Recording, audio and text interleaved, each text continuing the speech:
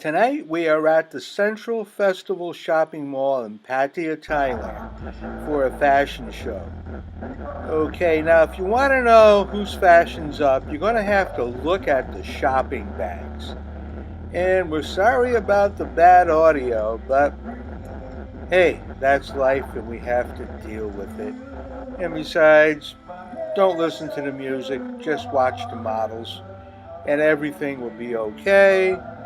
And you may have to listen to me because I got to cover up as much as the music and sound as possible because YouTube has been copyright violation happy with a scam that they're trying to actually rip off their creators by telling them there's copyright violations when there's not. I mean, the record companies and music companies have been allowed to get away with this since the first days of radio, when they were getting paid to have people put their music on the radio. I mean, the whole thing is crazy. Okay, here's a bad thing. I was watching my camera. I have no idea who the performers are. I tried asking a couple people at the mall, but nobody knew. I tried calling them all and they get back to me in Thai, so I have no idea what they were talking about.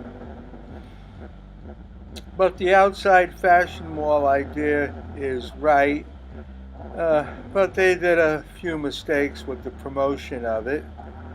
Okay, I'm shooting with a Fuji XT2 and 18 to 55 millimeter lens, the kit lens they call it.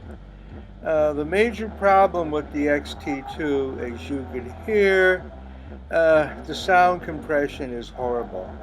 Probably the worst of any video camera that I ever used. Well, the XT2 is not a video camera, it's a great still camera. And got to use it for the stills. Now we have models coming down here. And I guess I have the wrong spot because I have those lights in the background that seem to be affecting my exposure.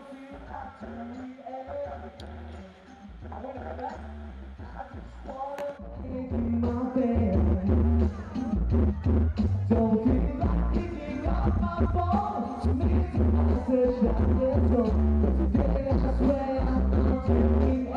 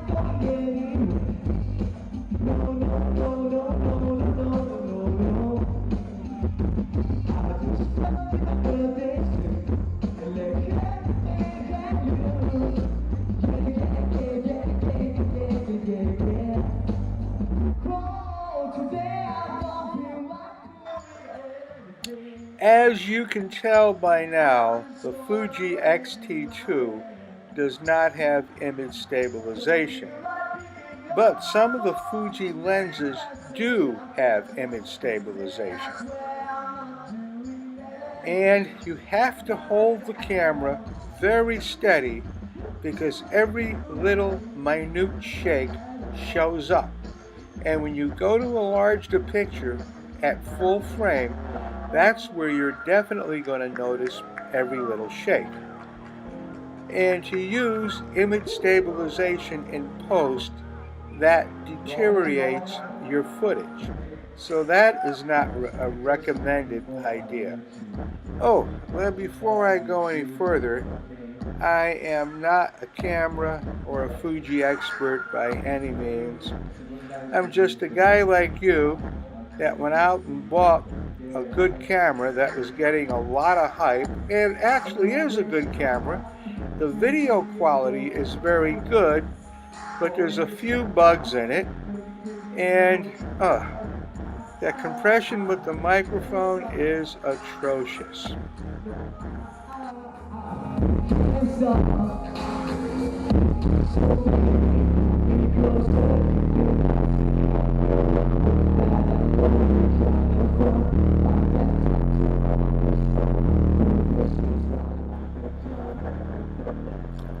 Now I know some of you are thinking, oh, I'm standing right next to the speakers. Well, I am.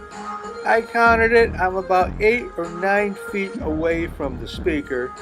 And usually with a good recording setup, 8 to 10 feet, you should be okay when you're in front of the speakers.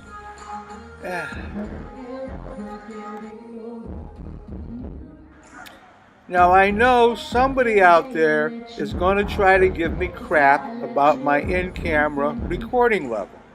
My in-camera recording level is 3. Yes, I'm down to 3. And that's not very much sound coming in. 3 is about 3 or 4, we'll say, is about the number that you should be using when you use an external recorder such as a Zoom. Okay, why didn't I use my Zoom? Well, I had one, and I went out and bought a fresh package of batteries. And I changed the batteries right before the shoot, put them in the camera, and guess what? I bought a package of 4 batteries that were dead. Hey, what can I tell you? Bad luck that day, huh?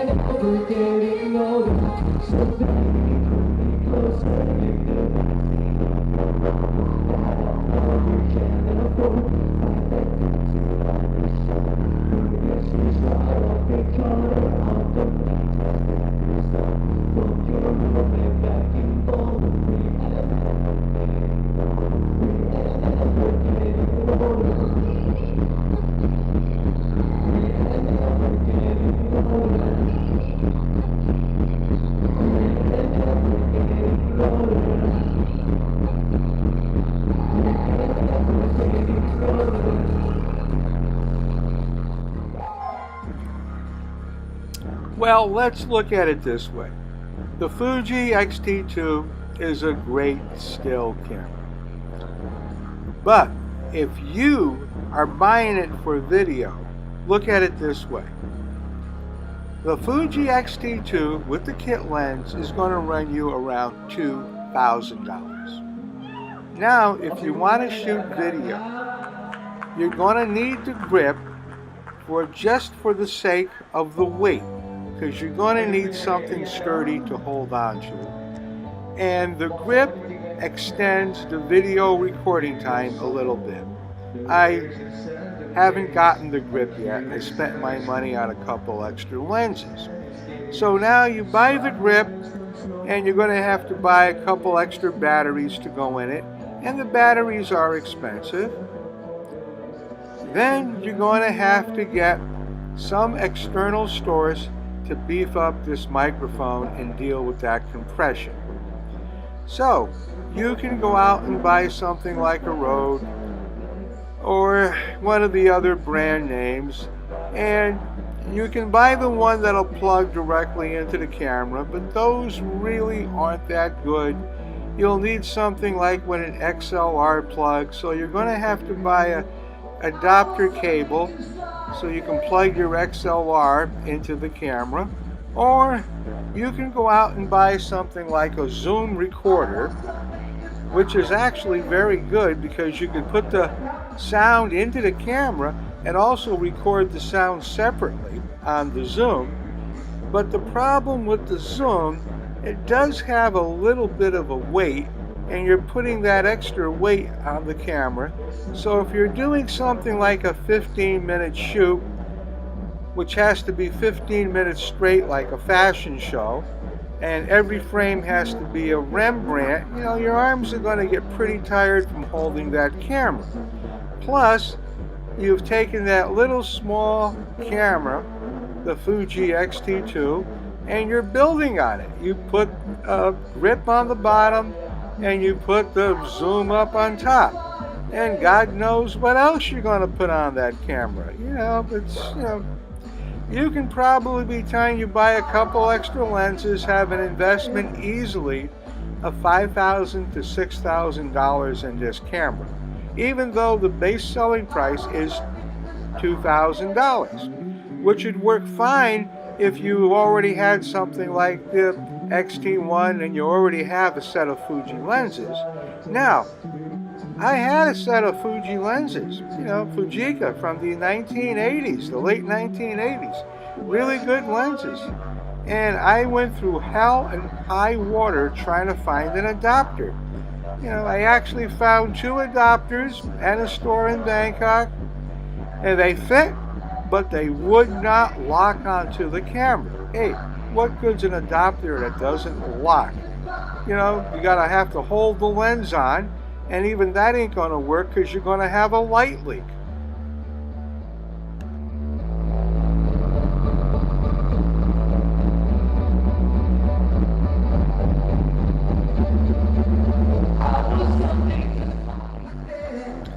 Okay, so we're about $5,000–6,000 with 3 or 4 lenses and a recorder and a microphone and the grip, the battery grip for the camera, the kit lens and the camera. Okay, that's not too bad.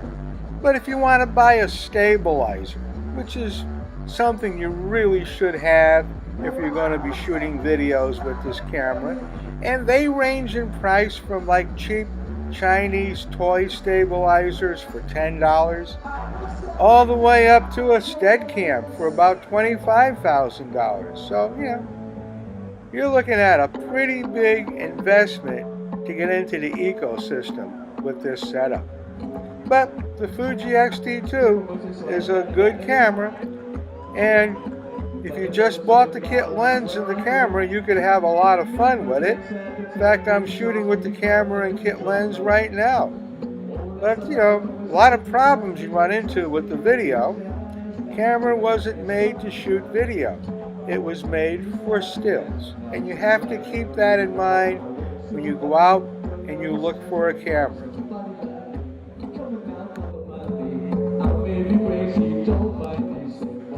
Yeah, I was checking something right there. So I had to move the camera to see how my settings were. For the most part, there's a lot of settings on the outside of the camera, but you got to be careful. If you have big fingers, you'll be bumping into different little settings here and there, and you can change them very easily without even realizing you can change your settings. But they're conveniently located, most of the settings on the camera, but be careful because some settings where you have a wheel that's under a wheel, and if you set your exposure settings, you know, exposure compensation to the wheel, you can hit that inadvertently and change your exposure. But still, The XT2 is a nice camera. I'm glad I bought it, just that there's some problems that still need to be solved with it.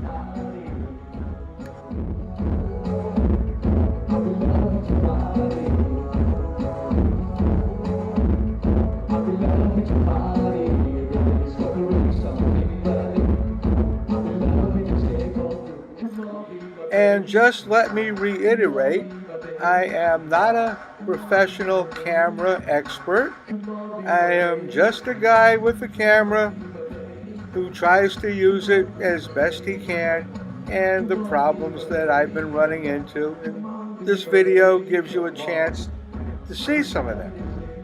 Okay, thanks for watching. I appreciate it.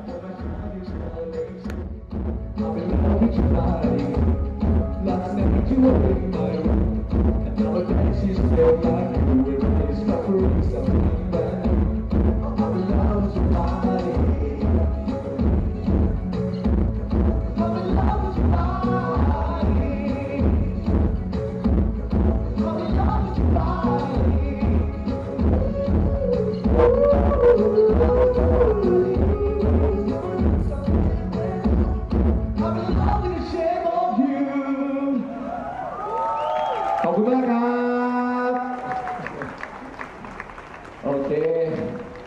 วันนี้ก็ตั้งแต่โพสต์มาทั้งหมดนั่นเองขอบพระคุณนะคะขอเสียงปรบมือให้1 รอบค่ะและสำหรับใน